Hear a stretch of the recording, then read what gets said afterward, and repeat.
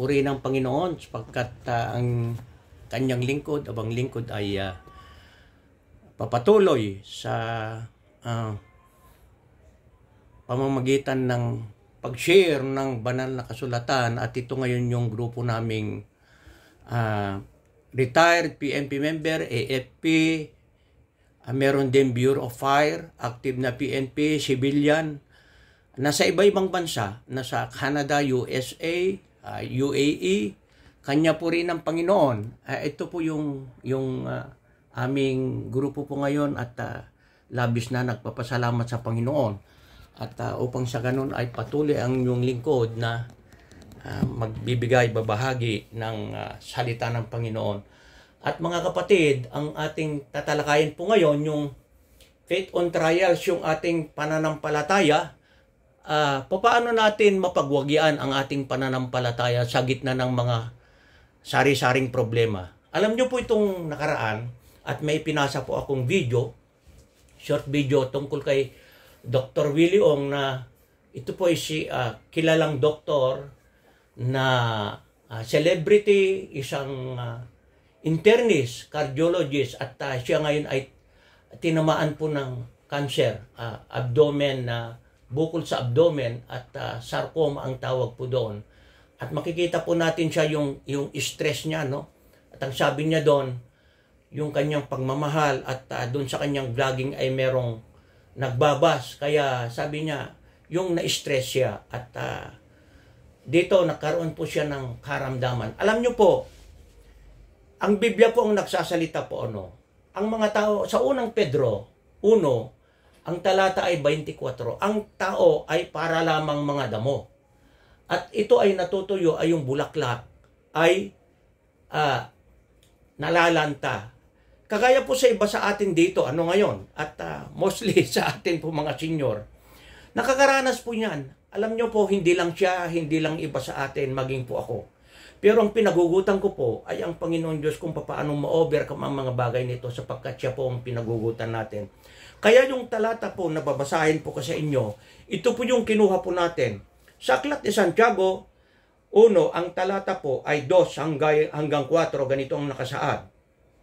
Mga kapatid ko, ituring ninyong buong kagalakan kapag kayo'y nahaharap sa sari-saring pagsubok. Yamang inyong nalalaman na ang pagsubok sa inyong pananampalataya ay nagbubunga ng pagtitiis. At inyong hayaan na malubos ng pagtitiis ang gawa nito, upang kayo'y maging sakdal at ganap na walang anumang kakulangan. So makikita po natin yung ating pananampalataya nagbubunga ng pagtitiis. At yan ay dito tayo nagiging ganap o kaya tumitibay sa ating relasyon sa ating Panginoon. So yun po ang hugot natin, mga kapatid. Hindi po yung atin, kasi tayo po ay may hangganan. Ako rin po nai-stress. At subalit yan ay sa mamagitan ng ating Panginoon Kristo, ang ating Panginoon Diyos, ay na-overcome po natin dahil yung ating pananampalataya.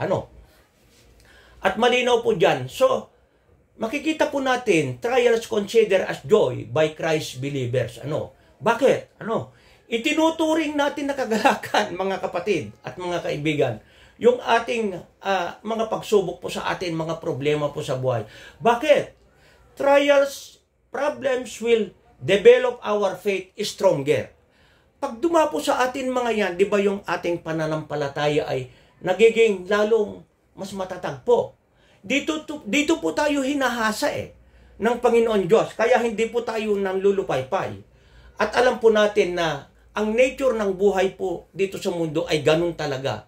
Kanya lang na iba po ang taong na kay Kristo ang kanyang buhay. Alam nyo po ang sabi sa unang Pedro 1, ang talata po ay 5 hanggang 7, babasahin ko po ay ganito ang sinasabi. Na sa kapangyarihan ng Diyos ay iniingatan sa pamamagitan ng pananampalataya. Malinaw po para sa kaligtasan nakahandang ipahayag sa huling panahon.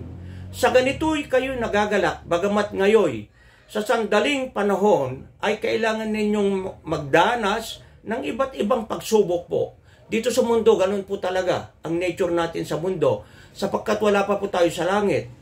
Upang ang kadalisayan ng inyong pananampalataya na mas mahalaga kaysa gintong nasisira, bagamat ito'y sinusubok sa pamamagitan ng apoy, ay nauwi sa kapurihan, kalulatihan at karangalan sa pagpapakita ni Jesucristo. So, ganyan po para tayong ginto pala na dumadaan sa apoy at dito lumalabas po yung ating kapurihan sa Panginoon Diyos. Ang ginto po kasi pag dinadaan sa apoy, lumalabas po yung kanyang karat. Ganun po tayo mga kapatid. At dito ay nakikita yung ating pananampalataya sa ating Panginoon Kristo. At dito makikita po natin na yun po, yun ang nagpapatibay po sa atin. Ang sabi po, kung kulang po ang ating pananampalataya, humingi po tayo sa Diyos sa pamamagitan ng pananampalataya. Ang sabi po sa Aklat ni Santiago, 1, doon din po, ang talata po ay 5 hanggang 6, ganito po ang nakasaad. Ngunit kung ang sino man sa inyo ay nagkukulang ng karunungan, humingi siya sa Diyos na nagbibigay ng sagana sa lahat ng hindi nanunumbat at iyon ay ibibigay sa kanya. Ngunit humingi siyang may pananampalataya na walang pag-aalilangan, sapagkat ang nag-aalilangan ay katulad ng alon sa dagat na hinihipan at ipinapadpad ng hangin. So makita po natin, pag kulang po tayo sa faith, ang karunungan po hingi tayo sa Panginoon, bibigyan po tayo Alam nyo po, ang sa atin nakipag-isa kay Kristo, alam nyo po, nasa katauhan na po natin, nasa kalooban po natin ang Holy Spirit ng Panginoon. At yan ang nagtuturo sa atin, yan ang nagpapatibay po sa atin, sa ating relasyon sa ating Panginoon Kristo. Sa kabila ng mga pagsubok, mga kapatid, ay makikita po natin na tayo ay matibay. Alam nyo po, gawin ko lang illustrate po ang aking classmate, si Brother Rick at saka si Brother Danny, makita natin yung kanilang mga pananalita, mga kapatid, naiiyak, nagpupuri sa Panginoon dahil yung mga na-overcome, yung mga pagsubok. Ganon din si classmate Danny, makikita, hindi lang siya, at yung iba pang mga kapatid natin. Bakit? Ayun nga po ang hugot na kasi natin, yung ating pananampalataya sa Diyos, yung ating pananampalataya sa Panginoon Kristo, sa pamamagitan ng Holy Spirit, ay nasa atin na po. Comparing nung wala pa po tayo sa ating Panginoon Diyos, ang buhay po natin, ibang way ang ating pananaw sa mga bagay na yan. Alam nyo po, maniniwala ba kayo may mga mayayaman naman, di ba? May mga mayayaman. Walang dahilan sa kanilang pera, pero pag nagkaroon ng problema, nagko-commit ng suicide. I-research nyo po sa YouTube, marami po. Bakit? Yung relasyon, yung pananampalataya, yung pagtitiwala sa Panginoon Diyos, maaring kulang po sila ayon sa sinasabi po ng Biblia. Alam niyo po mga kapatid, mga kaibigan, doon sa verse 4, ang sabi po dyan, perseverance make believer mature and complete. Yung ating pagtitiis, nagiging matibay po tayo at ganap. Yun po yung kasi pananampalataya ay nagbubunga yun ng pagtitiis. Makikita po natin, sino bang pinaghugutan po natin sa mga bagay na ito? Yun ang po ang tanong Tingnan po natin sa aklat ng mga awit. 55, ang talata ay 22. Ganito po ang nakasaad.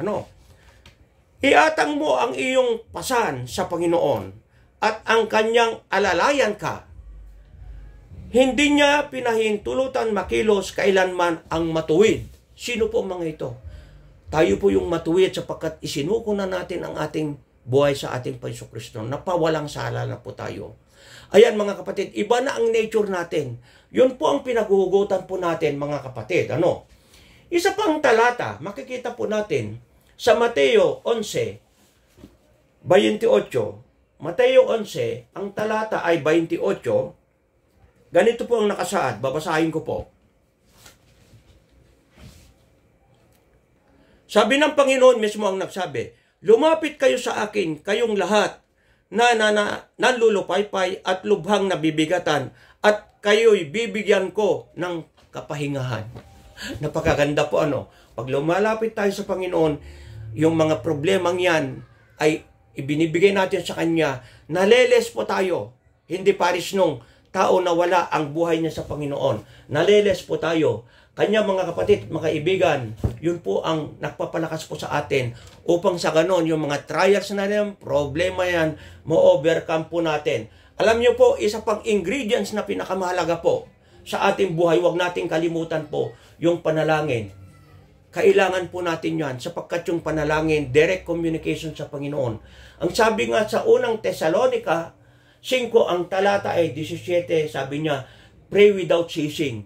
Yung hindi tayo, walang puknat na pananalangin. Ibig sabihin po, sa tuwi-tuwi na may problema o anuman ang kilos po natin sa araw-araw, ay kinakailangan po hilingin natin sa Panginoon sa pamamagitan ng panalangin. By the power of prayer, at ang Diyos ay pinapakinggan ang panalangin ng kanyang mga anak. Bilang pakikipag-isa sa ating Panginoon Diyos, ay kailangan po ito. Dahil ito po yung paraan, ugnayan natin sa Panginoon bilang kanyang mga anak, naniniwala at nananampalataya sa ating Panginoon. So yan lamang po, maiksi po, at nais kong manalangin tayo. I-close ko ito sa magitan ng panalangin. Iyuko po natin ang ating mga ulo, mga kapatid. Heavenly Father, sa oras na ito, salamat po inyong mga salita. Alam ko po, sa grupo po namin, maraming mga suliranin, problema, sakit o Diyos na kagaya rin po ang lingkod. Sa inyo po ang pinagugutan. Umaasa kami, o Diyos, na huwag niyo po kaming pabayaan. Ang kahinaan po namin, palakasin nyo. Ang kakulangan, o Diyos, sana punuhan nyo. Patawad po ang mga pagkakapali po namin, o dakilang Diyos, at gawin nyo kayong maging matibay pa sa aming pananampalataya. O Diyos, kalakip na rin sa dalangin, si Dr. Willie Ong, sana po, o dakilang Diyos, masumpungan niya kayo, at sana po sa magitan ng pananampalataya sa inyo, ay tunay na masumpungan niya yung kanyang pananampalataya, yung kanyang pagtitiwala, Diyos. Kabagan niyo po siya, Diyos, sana palabuhigin niyo pa ang kanyang buhay at makapagpatuloy pa ang kanyang paglilingkod sa tao at sa kamamayan. Ganon din especially po sa inyo. In Jesus' name, we pray all these things. Amen at amen.